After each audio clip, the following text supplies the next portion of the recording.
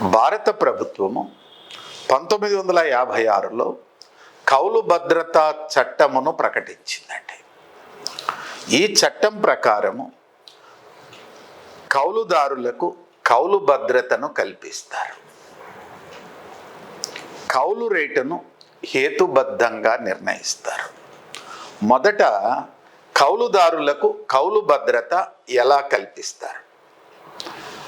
ఒక వ్యవసాయ కమతమును 1950కి పూర్వము 6 సంవత్సరాల పాటు నిరంతరముగా కౌలుకు చేస్తూ ఉంటే అలాంటి సాగు వ్యవసాయదారుణ్ణి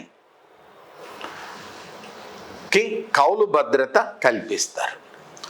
కౌలు భద్రత కలిగినటువంటి కౌలుదారుణ్ణి శాశ్వత కౌలుదారుడు లేక రక్షిత కౌలుదారుడు లేక షక్మీదార్ అని అంటారు. ఈ కౌలు భద్ర లేక జరాయితీ హక్కులు గల కౌలుదారుడు అంటారండి. దెన్ ఈ కౌలు భద్రత కలిగినటువంటి కౌలుదారులు అంటే రక్షిత కౌలుదారుడు లేక షక్మీదార్ లేక జరాయితీ హక్కులు కలిగిన కౌలుదారుడు భూ యజమానికి కౌలు చెల్లిస్తున్నంత వరకు అతనిని కౌలు నుంచి తొలగించడానికి వీలు లేదు. ఇదొక కండిషన్. రెండవ కండిషన్, ఈ జరాయితీ హక్కులు కలిగిన కౌలుదారుడు తన కౌలు భూమిని ఉపకౌలుకిచ్చుకొనవచ్చును. అయితే ఇంకొక కండిషన్ పెట్టినారు. ఏమిటి ఆ కండిషన్ అంటే, ఈ జరాయితీ హక్కులు కలిగిన కౌలుదారుడు లేక రక్షిత కౌలుదారునికి చట్టం ప్రకారము కౌలు భద్రత వచ్చింది.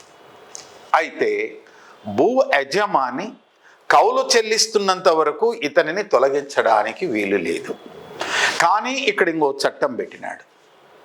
భూ యజమాని తానే సొంతముగా వ్యవసాయం చేయాలనుకున్న కౌలుకిచ్చిన భూములను సహకార వ్యవసాయ క్షేత్రాలకు ఇవ్వాలనుకున్నప్పుడు లేక కౌలుదారుడు కౌలు భూమి యొక్క సారవంతాన్ని అన్యాక్రాంతము చేసినాడని భావించినప్పుడు న్యాయస్థానము నుంచి నోటీసు జారీ చేసి అతనిని తొలగించవచ్చు.